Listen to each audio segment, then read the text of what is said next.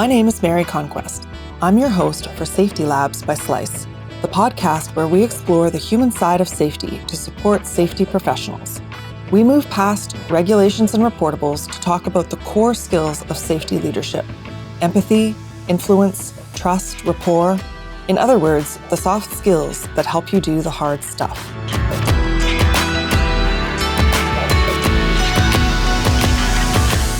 Hi there. Welcome to Safety Labs by Slice. Today we're going to have a bit of a wide-ranging conversation about risk, human error, and investigations in the world of scuba diving, where there's really very little margin for error. While diving may sound a bit niche, and it isn't entirely under the jurisdiction of regulatory bodies for workplace safety, it faces a lot of the same pressures and tensions as more prevalent high-risk industries such as oil and gas.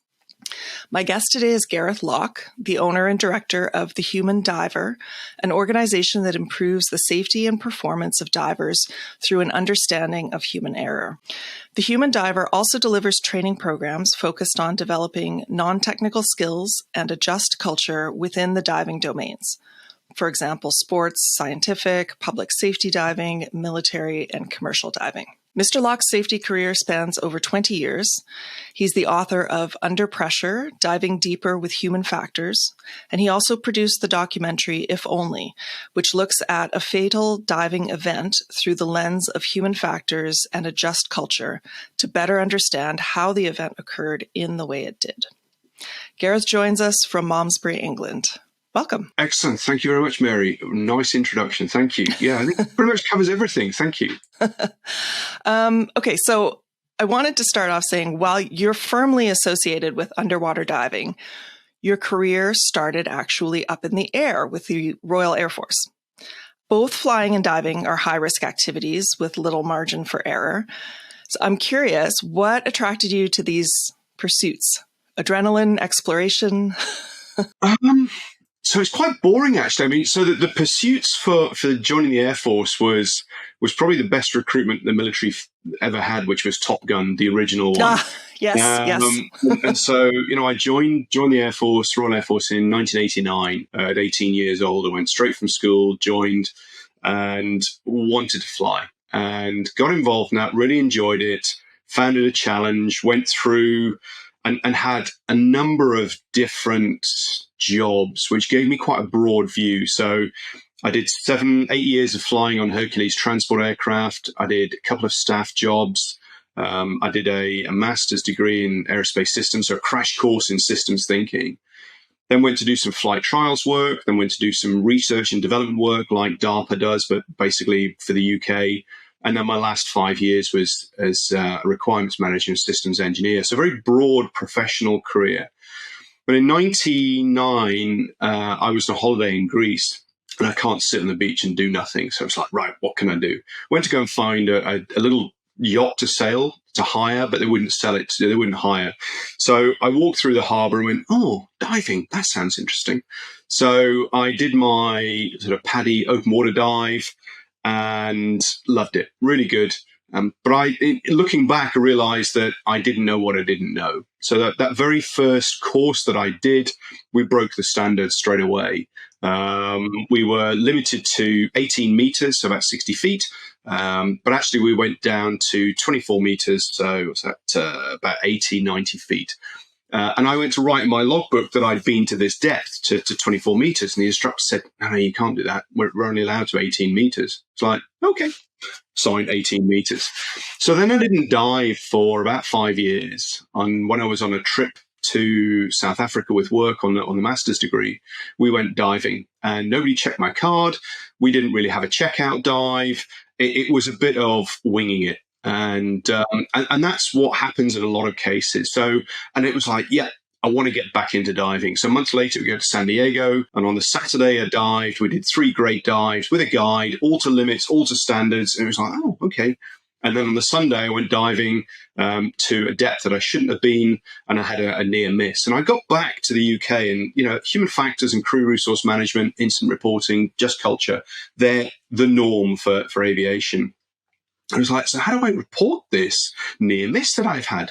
Where's the culture for doing this? And there isn't any, although there certainly wasn't then. it's improving since. And it was like, I'm interested.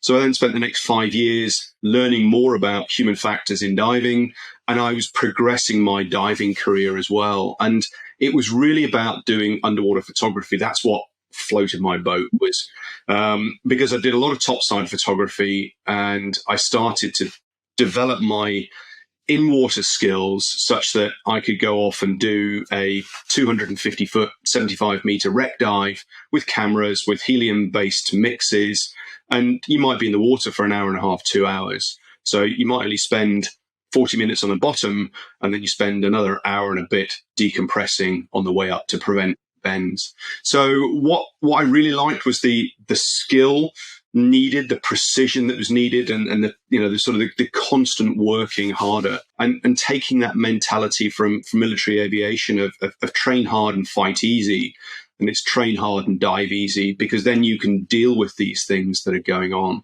And that sort of progressed in through my whole sort of diving career. And then in 2012, I started a part-time self-funded PhD for about 5 or 6 years, knocked that on the head because it wasn't going anywhere. But in the meantime, teaching and getting the knowledge out through the book and also the documentary. So there was a lot of self-validation there when people were looking at this going, this is really important stuff, really interesting stuff. But because it's unknown, it's really difficult to get across. And it's no different than trying to bring crew resource management, well operations, crew resource management into the oil and gas industry. People know it's a good idea, but because it's not mandated, it requires innovative and insightful leadership to say, we're going to put a program like this in place, because it's discretionary, not regulatory in how it's deployed. So you touched a little bit about why you decided to explore human error specifically. Is there anything else that you want to say about that? Or actually, the journey of understanding human error is really quite interesting. So when I first started this sort of journey of learning, there was this perception that 80% of accidents are down to human error. And if we can fix the humans, then everything would be okay. And then actually, the more I spent researching this, you realize that human error is just a bucket that things get thrown into that actually don't help us learn at all. It's the same as saying that gravity is the cause of accidents or falling over. It doesn't help us at all. So that's the piece that, if we end up with human error as an outcome, that's written in a report that says the cause of the accident was human error, that report's worth very little. And so it's looking at the conditions that surround that, and really digging into what does error really mean? It's not a cause, it's a consequence. Go digging deeper. When we chatted before, you said we don't manage risk in diving, we manage uncertainties. Can you tell me more about about the distinction and why it's important? Yeah, so a lot of activities in diving and elsewhere, and I would say the majority of those at the front line are not managing risks per se, they're managing uncertainties. And to me, the difference is how we look at it. So often risk is managed using numerical data, quantitative data. We use risk matrices that we plot the risks on, and we've got a magnitude and we've got a likelihood that's going on. And often when I go into industries and when I go into the diving space as well, I said, so how do you work out the probability of that event? And this is to somebody at the front line who's trying to work out a risk assessment, or a diving instructor as a dive site. How do you know what that is? That's how most people manage the likelihood of an event occurring. For the podcast listener, he's licking his finger and putting it up to test the wind there. Totally. Oh yeah, I forgot that. So this is a video and audio. So that piece there is often that probability is, or the likelihood is based on previous experiences. Now, in established spaces, process safety, what they will do is they'll look at past data, they'll go through a whole bunch of engineering designs and say, right, these mechanical systems have got these probabilities of failures, and we can work through a tree of and OR gates, and we basically come out with a probability that says it's 1 in 10,000. And you sit there, that's great for a mechanical system. Can you tell me what the reliability of a human is who's now in that system?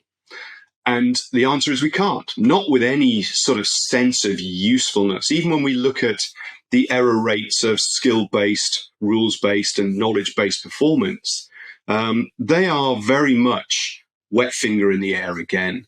So if we're doing things that are biased or using heuristics, what we're now doing is we're using emotions and we're trying to manage that uncertainty. So anytime we're managing that sort of unknown, what we're trying to do is increase the certainty of the outcome that we want to actually be what it is. So it could be, and we look at both sides, and I'm sure your sort of listenership will be there about bow tie diagrams. And I use a very simple diagram where we have an event in the middle, and then we have stuff that we can do beforehand to control the uncertainty, make it more likely that it does what we want it to do and less likely to do an adverse event. And then we've got stuff on the other side where the probability of the event is 1. Now, what do we do so we reduce the likelihood we end up with a catastrophic failure or a fatality? So in terms of managing those certainties, what we're trying to do is drive that probability of event as close to 0 as possible through both technical and non-technical means. And that's where I spend a lot of my time in non-technical skills. So decision-making, situation awareness, communication, teamwork, these, I'm going to say soft skills, but they're really hard. And soft skills really puts them down as to how hard it is to develop. So we've got that in place, and then say, what do we do to mitigate the effects afterwards? And that could be in the diving space. It could be about first aid training. It could be having oxygen cylinders on board. It could be about doing an emergency evacuation. And then I say to people, okay, so when was the last time you validated your emergency action plan? You've got this stuff written down, but when was the last time you actually tried lifting somebody from depth, giving them a surface tow, get them on a boat, giving them CPR, and get the boat onto the shore? Well, I've never done it. All right, so your plan is just a plan. There is no validation. So what we talk about is uncertainty management is how do we reduce the unknowns that are within there? And that's about going to practice and train and look at those things. Does that help? It does, yeah. I like the idea where you're no longer focusing on trying to control the uncontrollable, such as, which is the human portion of it, right? Like we don't know how tired will someone be that day, or how tall are they? Will that affect what they're doing physically, or, all kinds of things like that.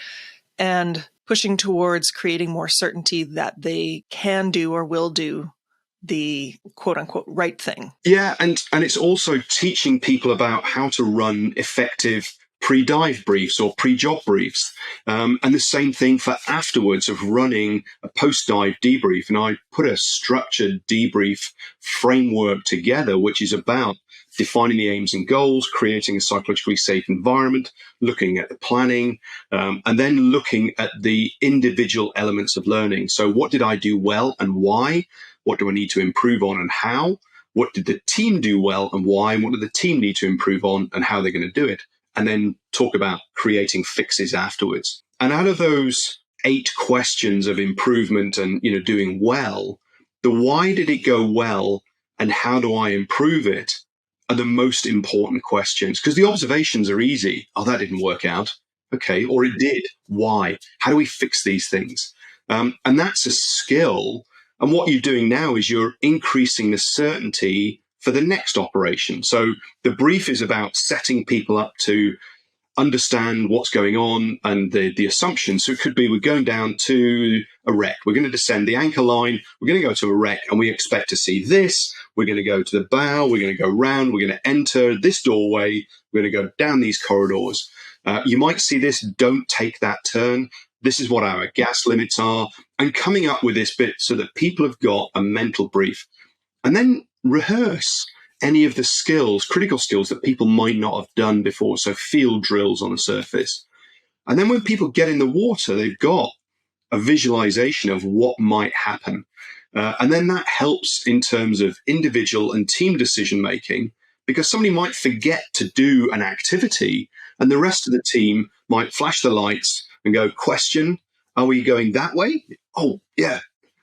So by having a brief that creates a shared mental model before we get in the water, because once we're in the water, the ability to communicate is really limited.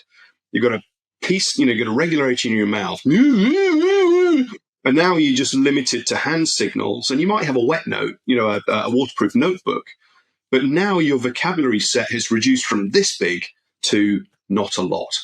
So it's much better to sort out the problem on the surface before you go underwater. Then you go and do the dive, and then you do the debrief to learn, which then sets you up for the next activity.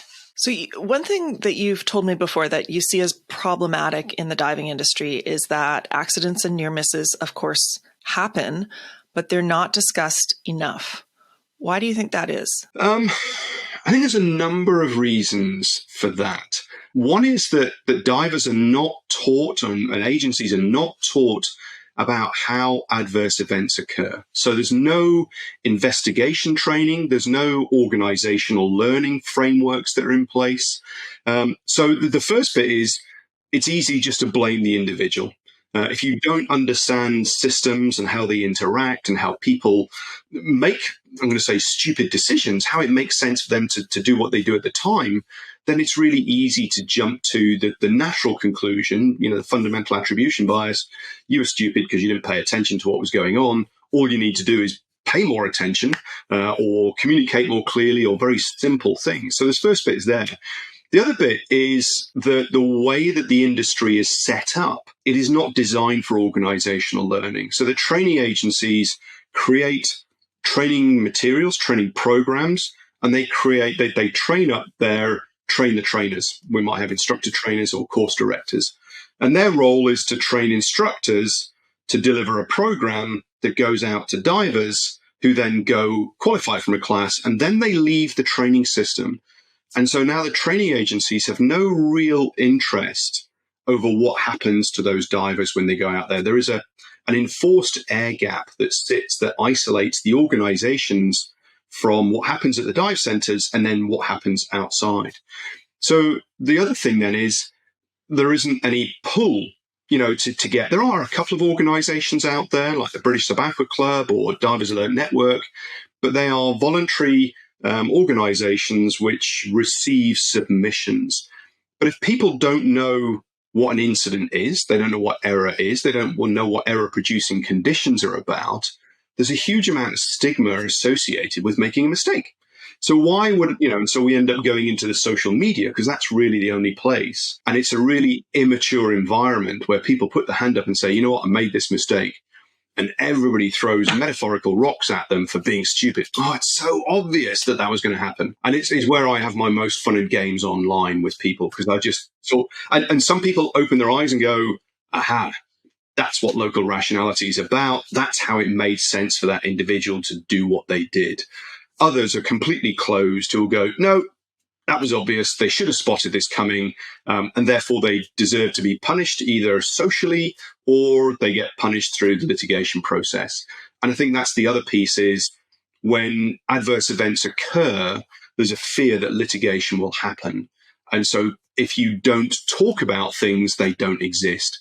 And that exists at the organizational level. And I've heard a number of stories from different agencies where if an adverse event occurs, might be a serious injury, or it might be a fatality, the conversations happen by telephone because then it's not written down and then it's not available for discovery because then there's a fear of litigation. So when I've challenged these multiple individuals, said, well, how does organizational learning happen? A word of mouth, which is great until somebody leaves and you don't actually share this stuff word of mouth, context stuff, because people's memories fade. And so, it's not set up as an environment to learn because it's about pushing the risk to the lowest level possible. And if you failed, it's because you didn't follow the standards. But there are a number of standards out there that can't be followed in the context of a commercial entity. So it's for you as a dive instructor to manage that risk, even though the organizations know that it is not manageable. It's manageable as long as nothing goes wrong. If it goes wrong, then you're all there because you broke the rules. It's like, but we can't follow the rules the way they're written. But that's to give you the freedom to do what you need. So it's I mean, it's a rich area for investigation and research. And that's where I'm doing a lot of my stuff. Well, and you have said too that when you go on speaking engagements or to different events, you often have sort of the hallway confessional. People come up to you and they tell you about near misses because they trust that you will not call them stupid, that you will sort of not judge them. Yeah, totally. And so, I mean, it's and so you get these confessionals, you get these stories, and they go, "Well, I hope that helps," but you can't tell anybody about it. Man, so the way that we learn is through stories, and it's understanding that rich context. And that's really what I put the documentary If Only together about. And it was a tragic circumstance of a diver who died on a training course, and his wife, and now widow, was 5 months pregnant. And, just really tragic situation. And she was the first person I've seen that have shared warts and all about what happened on this dive. And after probably about 6 months or so, through an intermediary, I made contact with Ashley. And I basically explained what I was doing and how I was motivated to produce something like just a routine operation. So if any of your listeners are from the medical space, they'll probably recognize this documentary that was produced by Martin Bromley about the death of his wife in a routine operation. And so I sat, basically talked with Ashley, and she wanted to share the story, as did the rest of the dive team. So I flew out to Hawaii and basically for 3 or 4 days ran a small documentary. We did a lot of face-to-camera work. We did a simulation, a reenactment of the dive, and then we put the video out there. And it's being used by an energy company as their Safety Week video. We topped and tailed some of the bits, but it is a story that is applicable in any space because it's about error-producing conditions, time pressures, lack of psychological safety, unclear guidance, lack of leadership, conflicting goals between doing one thing and another, the inability to speak up when the team are listening and going, this isn't right. But you know what? And one of the driving factors, they were all either ex-military or police. So there was this bit about you don't criticize in public, you praise in public and criticize in private. And there was this piece of, we're going to speak to the instructor after this, and it was too late. And it's a really powerful documentary. And I'd love to be able to do more of that explores an event through local rationality. And I use it in my training courses. I provide a little, very simple narrative, the sort of thing you would get in social media, 3 or 4 sentences. And then I say to people, what do you think happened? And there are a number of responses back.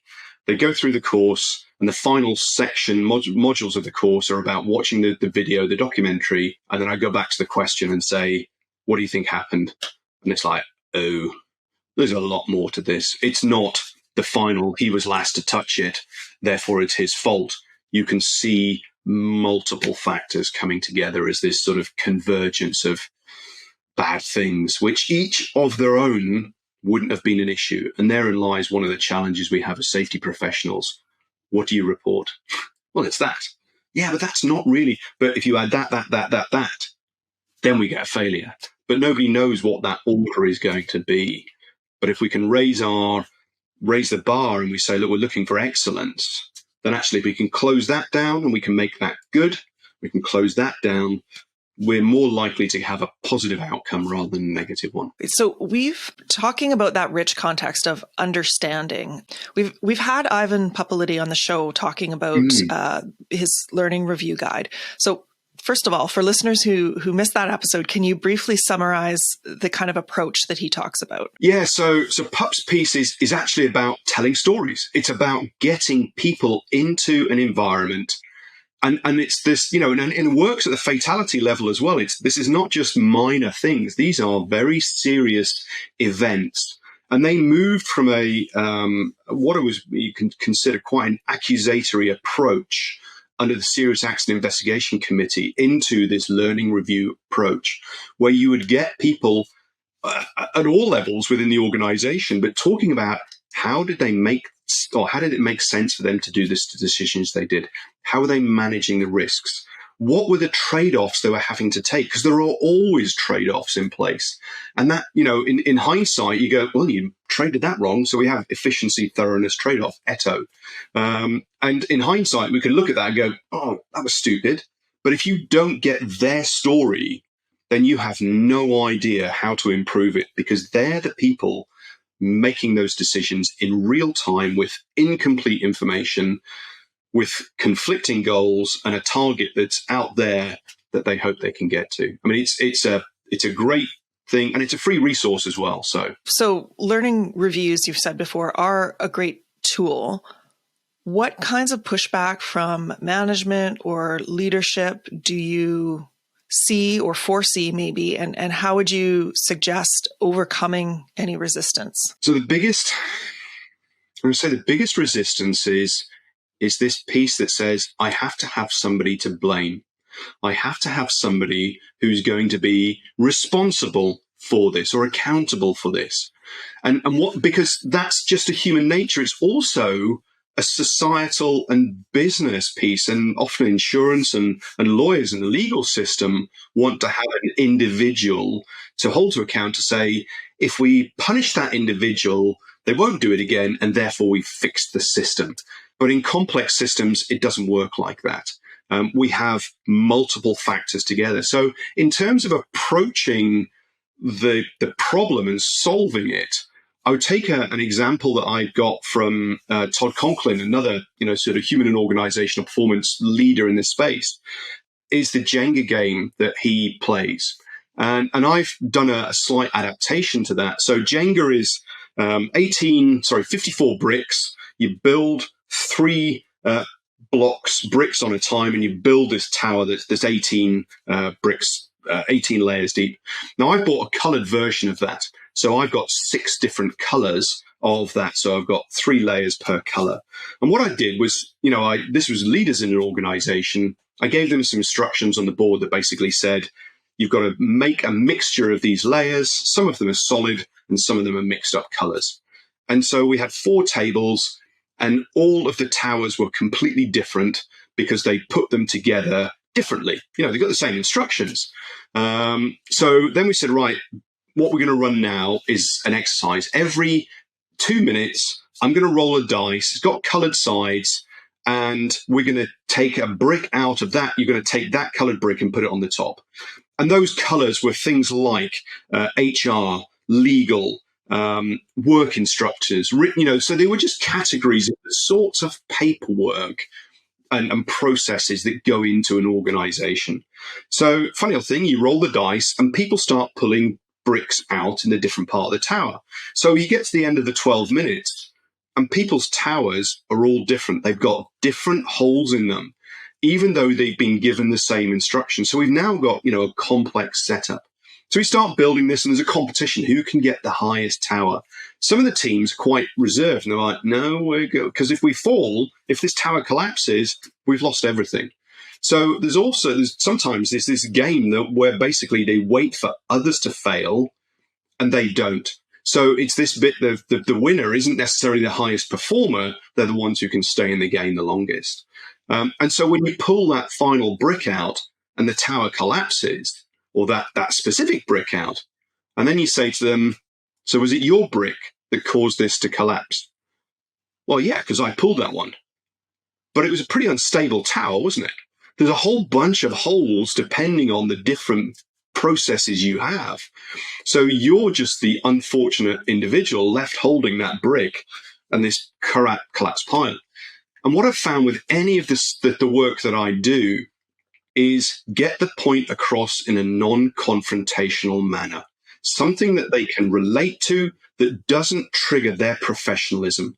I use computer-based simulations. I've got a game called Planks. I've got some stuff with Lego, and it's all about getting them to understand the cognitive and social aspects of an operation. And then you explain some of the theory, ask them to reflect and draw on the parallels for their own operation, and now they've discovered the answer, as opposed to going in and saying, well, you know what? This is the problem with your organization, and I have the solution for it, and I don't. And that's, it's like, well, that's a pretty rubbish consultant then, because you're not able to sell anything. It's like, but they've got the knowledge. All I can do is unlock it, and I can teach the leaders how to unlock it. And that's also a difficult piece, because the organization, leadership in the organizations often aren't given the time to go and lead. They're managing paperwork, and it's easy to count stuff. It's much harder to go out there and have a conversation, and you come back and go, so what did I get from that? What's my metrics? What's my product from that conversation? You go, it's knowledge. It's about shaping stuff going forward. It's about joining different teams. But that's not countable. It's like, yeah, you're right. It's not tough. That's, when we're talking in a complex space, counting doesn't help us. It doesn't, unfortunately, some people want those metrics. And going back to 2015, I gave a presentation for some work that I'd done at the oil and gas sector. And I stood up on the second day. So it was the inaugural IADC Human Factors Conference. And I stood up on the second day and I said, yesterday we talked about the fallacy of using these metrics like total recordable incident rate and those sorts of, lagging indicators. And I said, you as the prime contractors are putting those requirements on your people bidding in. Because they were talking about, how do we move away from this? I said, you have to stop putting those metrics on. Because the only reason they're coming into those is because they have to win a contract that comes up with some fallacious number that says it's 0.9 or it's 2.7. Whoopee. But, that's as much about luck as it is about the performance and the what's going on. That soapbox. Sorry. No, that's exactly what this is for.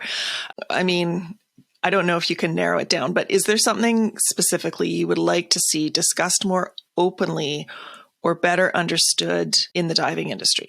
All of the above?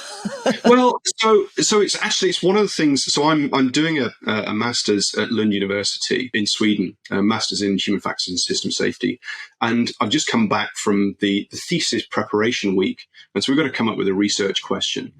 And actually, what I'm going to look at is second stories, and it's that ability to create an environment and maybe use something like Aximap, which is a representation of an adverse event or a successful event, but looking at relationships that exist at sort of the work, the diver level, the instructor level, the trainer level, the agency level, what happens nationally in terms of regulations and societal stuff. So you can see these things interacting. And it's a very powerful way to show not causality, but relationships.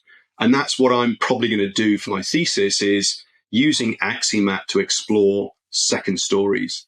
And second stories, for those who don't know, first story is where something happens, an accident happens, an incident happens, and you get this stuff that's happened. You get the narrative straight away, the time, the people, the immediate cause about what happened. There's often a lot of blame. There's a lot about focus on individuals. The second story comes out slower. It takes curious questions to understand what's going on. It requires a just culture so that people can talk about, these are the trade-offs that I have to do all the time to get this job. But why haven't we had the accidents before? Because I'm managing that capacity and managing those uncertainties and getting it done. And for whatever reason, something tipped the balance and I lost control of the capacity and we had an accident. It's about understanding how busy management are, because often it's this bit of safety culture, poor leadership, that's it. And you can actually find out how busy the leadership is and how busy the management are and the goals that they've got to manage. And instead of going through, this expectation, here's a document set. You need to review all of this as part of the sort of the process, the validation process, make sure it's okay, the auditing process before it's sent out there. And then you find out that actually they only got 20 minutes to review it because they had a whole bunch of other big KPIs, which their bosses said, that's the most important thing.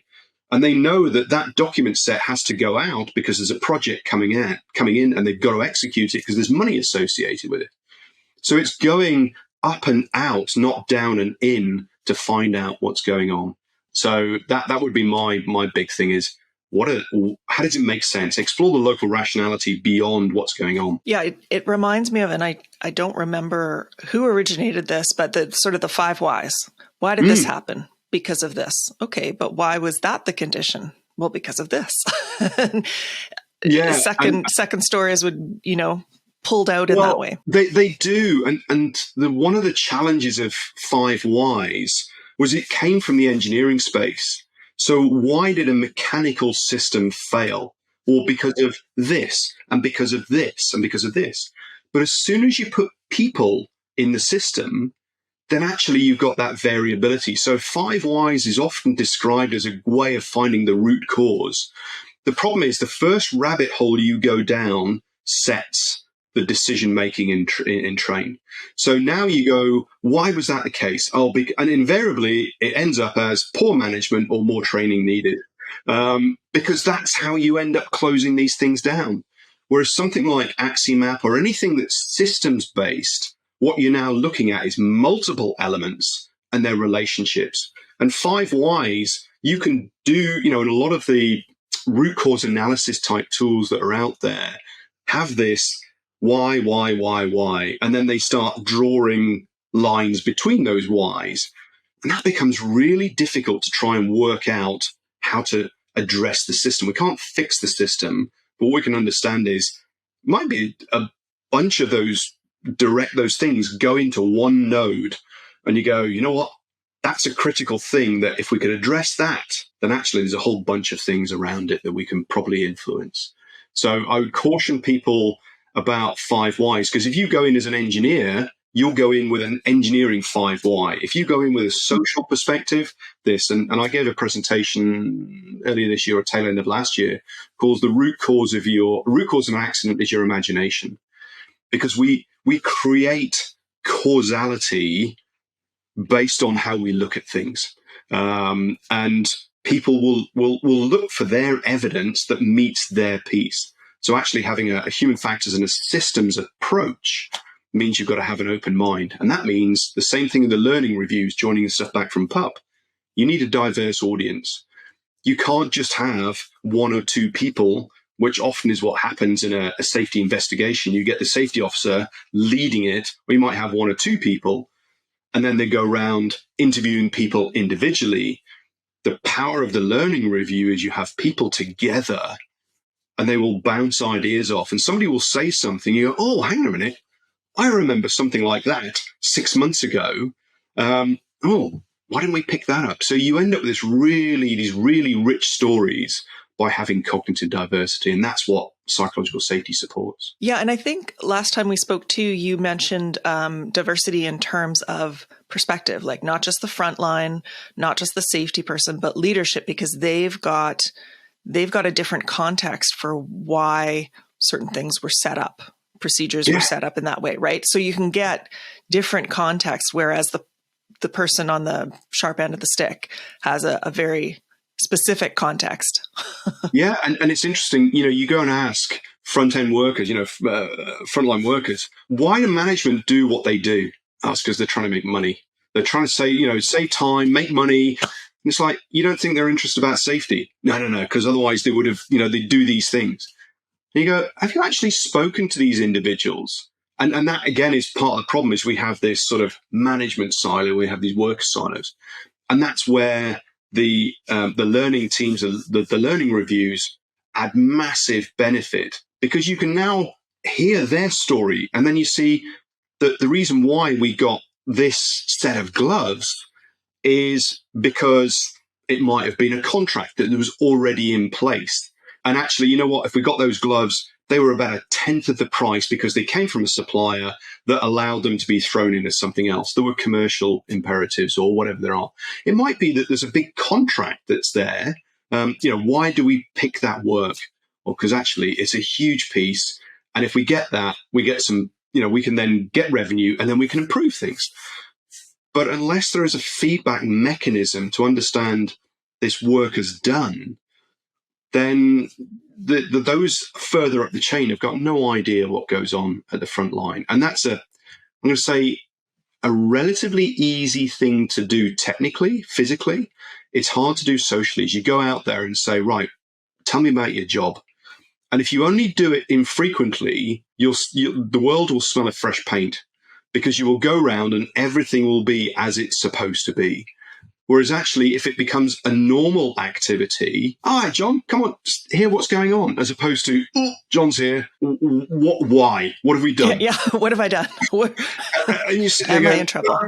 And it's, you've got to, it takes time to build those relationships. And, two simple questions that I use when I go into places: what works around here and what sucks? And you can get so much, and people are like, yeah, but when you say what sucks, you get lots of gripes and bitches and moans about stuff. You go, you're right. But what you've got to do is filter the little nuggets and go, oh, hang on a minute, I didn't know that. Because I know that pay's never enough and the conditions aren't there. Yes, we're trying to address those, but it also gives you an opportunity to talk about the rationality from your side.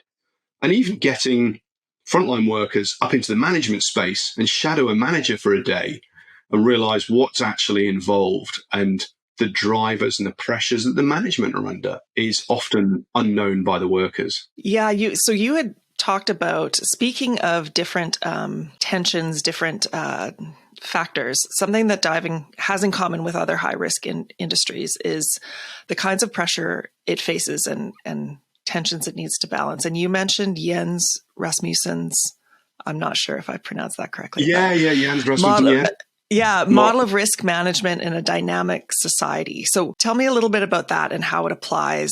So the space that Rasmussen put together was that we have three key tensions that are in place. So for a commercial organization, you've got a financial aspect, which is a boundary. You cross that boundary, you go bust. You've got a resource boundary, and that's about how much workforce, how big's your workforce, the workload you can deal with. And if you cross that, you can't get the work done. The work will collapse for whatever reason. And then the third dimension is safety. So we've got finance, resource, and then safety. Now, this unacceptable performance line is unknown in location. So if you go bust, you can look at your bank balance and you can see where things are going wrong. In terms of your manpower and your resource, you can see where you're getting close to that boundary and you're going to do something about it. The problem with the unacceptable performance, the accident line, is we don't know where it is. So what we do is we provide a little bit of a buffer, and we call that the sort of a margin for error.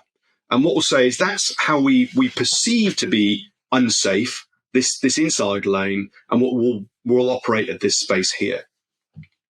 Now, the thing is that every time management cut costs or increase or reduce the financial viability, what they do is they push the operating point towards the unsafety line. And when you mess around with the resources and you take that off, you take things out towards the unsafety line. And then you get the operations people and the safety people, they're trying to push it back this way, which costs you more and it takes more people. And so within this three-part model, we have this dynamic place where the system is operating. Now, from a purist point of view, the most cost-effective and resource-efficient point is on the accident line or just inside the accident line. Because, and the thing is that you don't know where that line is. And every time you take a bite out of safety, you're reducing that margin. Now, there's a double problem here is, A, you don't know how big a bite you took, and you don't know where the failure line is. So you've got this tension that exists, which you're trying to push safety this way, which costs you more and isn't as efficient. So organizations can navigate that space, and they need to have feedback, and they need to turn around and say how, to the operators, because they're the people dealing with that risk, the frontline risk all the time. Management are often unsighted how close they are if they haven't got any feedback.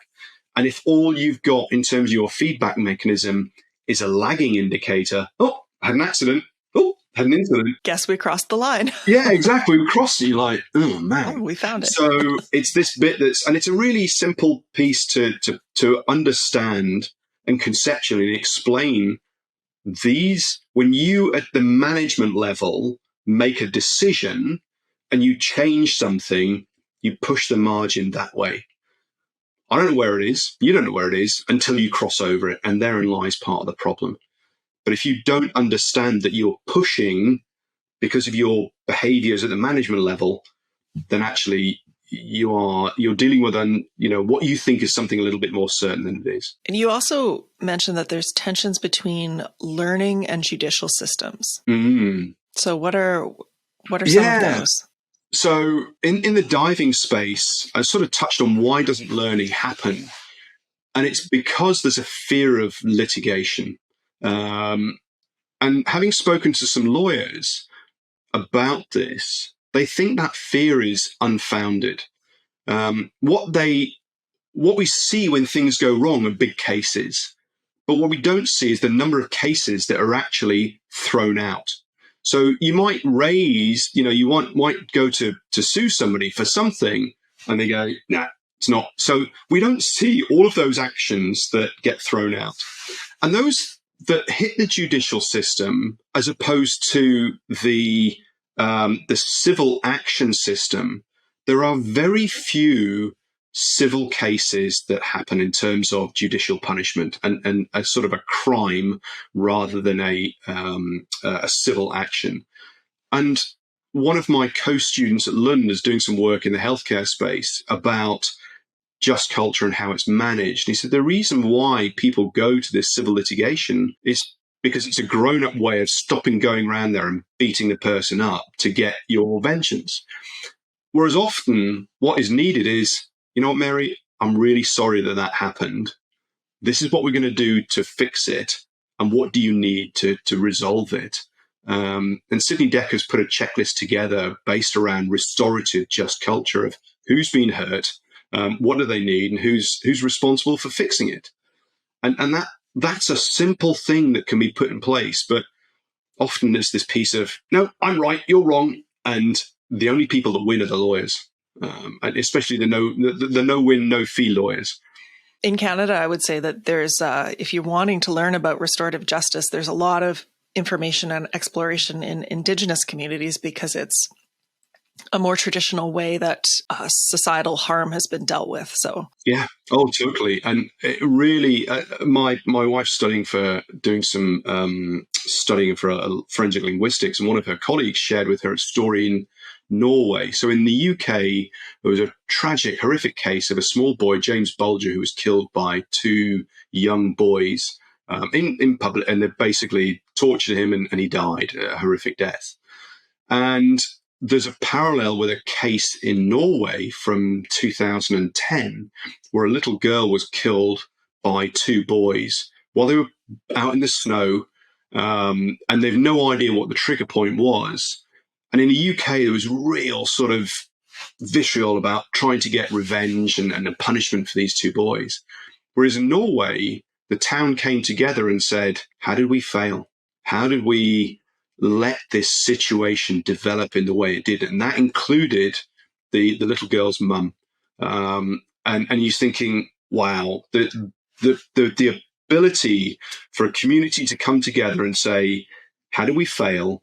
And what can we do to improve things is fantastic. I'm going to shift gears here a little bit because there's something that I want to get to before we finish. But you've also talked about drift in training, which is something that we've never really covered here, but is applicable certainly beyond the bounds of diving. So how do you define drift? Ooh, outcome. as a simple bit. So drift can be positive and negative. So that's why I said about outcome. So drift could be innovation or adaptation to the situation you're in. Often drift is seen as a negative connotation because people have deviated from the standards and we've had a bad accident, and they turn around and go, hey, look, there's the standard. They've drifted from this. Therefore, there is drift that occurs. But you could also say, what's changed in the situation? Why is it that they've had to adapt their behaviors to deal with that situation? So what I would say is, what's drift? It's a deviation from a baseline that was already existed. Why you've drifted from that is the second story. It's actually understanding the adaptations that are there. That's the important, the difference between, well, this was a stupid thing you did and it wasn't part of the plan versus, oh, something unexpected happened and you're a genius for having improvised in this way. Massively. And, not relating directly to drift, but if you look at Sully and the ditching in the Hudson, Hero, what would happen if he'd crashed into the skyscrapers trying to get into LaGuardia or Teterboro? It would have been villain. And there was a significant amount of luck involved in that situation. And in fact, there was a big investigation that didn't see him as heroic at all, seeing that he had taken unacceptable risks and gotten away with it. So that's a whole... So it's, the outcomes we have. Yeah. So going back to the drift for instructors, there isn't really any... I'm going to say there is a quality assurance or quality management process within the training agencies. So the instructors get qualified, and then they, with the exception of a few agencies out there, the majority of them, that's then qualified for life as long as they pay their annual fees to the training agency and they attend some webinars and things like that. But nobody really looks at the performance of that instructor delivering a class or what they're like in the water. So there's a lot of, I'm going to say, self-policing that goes on. And the problem is that we know we're rubbish at self-review. And so we have to have some form of critique. And that could be co-teaching a class. But if you're going to co-teach a class, you've got to have high levels of psychological safety to be able to critique. You've also got to have a defined bar of what good looks like. In the majority of cases in the diving industry, it's about ticking boxes that you've said certain things, certain activities have been done, but there aren't performance metrics. There is a vague term called mastery. So somebody can pass a class if they've achieved mastery. Okay, so what does that mean? So again, and how do you judge that? Is, well, you've almost mastered it, but not quite. Now you have mastery. So did you get it right 2 times in a row or 3 times in a row? Or did you not get it wrong when you were placed under a lot of pressure and so you could replicate it in a realistic environment? So if you look at those centers, instructors who are quantity based, so how many certifications they can issue, it's more likely to be at the 2 or 3 because we can get people through classes. Whereas if you have at the other end of the scale, where you have people who are quality biased, then they're going to be looking at you didn't make a mistake when you were under pressure. But there's no real enforcement. There's no standard. There's written stuff, general stuff. But in terms of performance standards at what happens at the delivery level, it is often quite vague. I wanted to ask you too about HOP, human and organizational performance. So, which I think is gaining traction in the safety world. What do you think is the, maybe not ideal, but preferable relationship between safety management and operations when an organization is trying to implement HOP? No, it's good. I mean, so like a lot of these things, the pure answer would be operations run HOP. The real answer is safety runs HOP because it's seen as a safety thing. But HOP applies to HR. It applies to logistics. It applies to the accounting systems or everything. HOP applies to all of that. And so I think it should be the operations teams that run with HOP. Now, that means that the organization has to give them some capacity to learn about HOP because you don't just get this transfer of information. It's like a lot of human factor stuff. It is general in nature and specific in application. You can teach somebody the general concepts, but they have to go out there and learn the specific application, the stories that apply in their space. They've got to be able to create an environment where people will talk about things. And you probably, another side advantage is that operations probably has more clout, more power than safety does. And power is a huge thing when it comes to change and trying to get good outcomes. Yeah, and I think maybe one of the reasons for that is when operations go well, you can see a financial difference. When safety goes well, it's invisible. There's absence. There's no. Oh, yeah.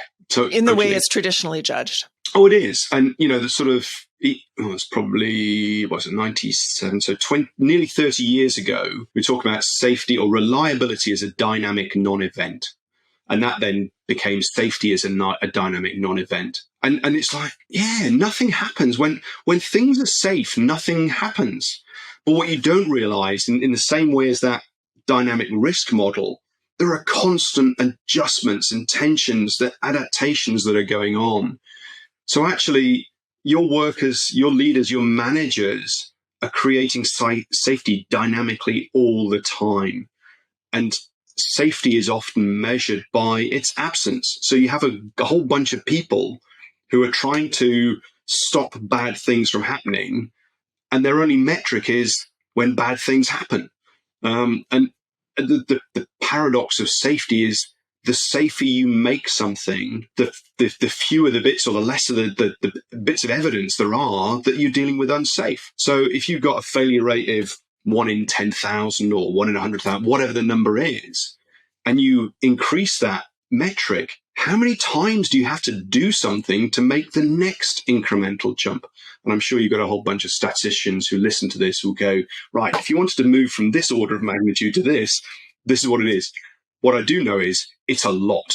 And there's no way that you're going to get that many identical scenarios given the variability of individuals.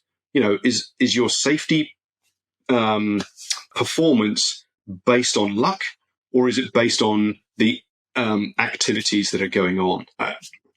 Wet finger in the air. It's a lot of people working very hard for an outcome of nothing. Yes. And so you're in this ethical, moral dilemma, right? What we'll do is we'll just stop safety, and we'll just people can get on and do what they need to do.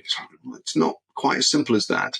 We have to have something, but what is that something? And that's the constant adaptations that are going on.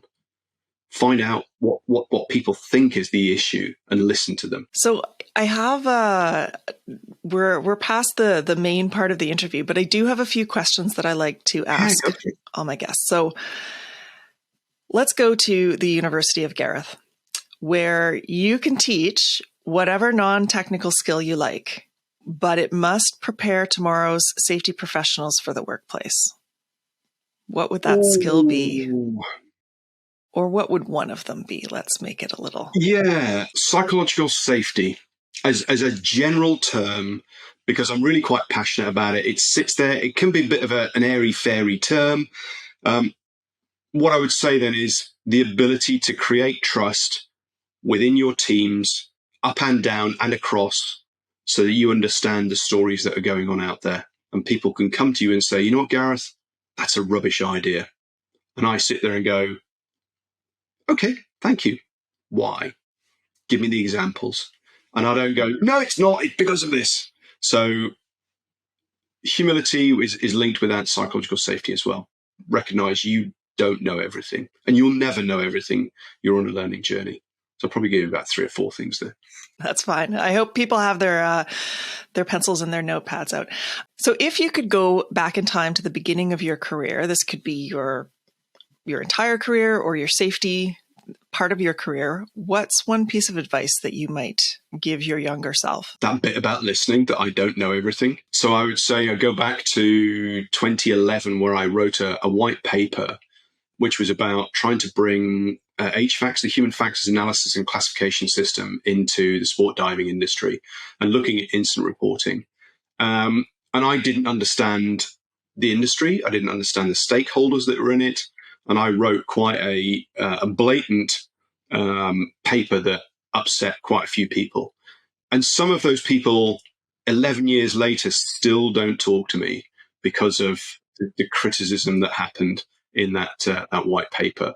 And I look back at some of that stuff, and some of it's changing. Stuff has been incorporated since then, but it took me quite a while to build the bridges that I had torched massively at that stage. I'd gone in there and going, I know the answers, here's it, and basically charged straight in and burnt stuff big time. So that would be my sort of guidance of understand a system and how it operates and the interactions that exist within it, because I was certainly quite naive as to how the system, that bit of any system, it operates in the way it's designed, or every system operates perfectly in the way it's designed. The diving industry is about publishing training materials and isolating the training agencies from the risk, the litigation, the liability for what happens at a dive center and a dive instructor. And I hadn't realized that there was this air gap, that actually, why would the organizations get involved with what happens down there? Because they don't want to be. And as soon as they start getting involved in that, something goes wrong, they attract liability, and it just won't work that way. So yeah, understand the system in a bit more detail. All right. Well, in fairness to young Gareth, you don't know what you don't know. And now you know. Exactly. On a learning journey. And actually, it's been a useful piece for me to then explain how the system operates to lots of divers out there who don't know. Who are like, yeah, well, this is what it's about. It's like, no, it's not. And the reason why we don't have organizational learning, or we don't have, spread learning, distributed learning, is because the system is not set up for that. And the system is not interested in that because it's a different part of what goes on. Okay, well, now I want to ask you about resources. So obviously there's your book, there's your documentary. Are there any books or websites or projects that you think would be useful to listeners who want to learn more about really anything that we've talked about today? October last year, I ran the first Human Factors in Diving conference. It was an online conference. So within the Human Diver YouTube channel, there's a playlist which has got 32 videos on there. The website, the Human Diver, has got about 150 blogs. And when I share them on LinkedIn, I'll just say, this is not just diving stuff. That's the beauty of Hop and Human Factors. You can just change the stories. People are people. The environment's the same, as in how we interact socially and culturally. You just change the topic, you change the targets and the rewards, but people are broadly the same. So anything on thehumandiver.com is out there. If only as a documentary is applicable in all walks of life. As I said, I've had people in an energy power company ask if we could modify it, and we did. And it went out to about 5,500 people, and it was really useful. And where can our listeners find you on the web if they want to reach out? www.thehumandiver.com, or on LinkedIn. I'm quite a prolific poster on there, so you'll find loads of materials. And I try and post stuff on a fairly regular basis, stuff that I've picked up from my research or good ideas. I just love sharing stuff. So yeah, I would say pretty much every day there's something on LinkedIn that will grab somebody's attention. Well, that's all the time we have for today. Thank you to our listeners for tuning in, and thanks so much for sharing your unique perspective, Gareth. Thank you very much for the invite. I really enjoyed it. It's as you can tell, I'm quite passionate about this stuff. So thank you for giving me the opportunity to share that passion and knowledge. And finally, I'd like to do a deep dive of gratitude. And yes, that was a dad joke, to the Safety Labs team for all their organization, their production, their management, and more. That's all for this episode. Bye for now.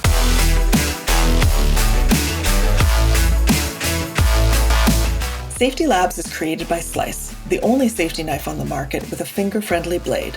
Find us at sliceproducts.com. Until next time, stay safe.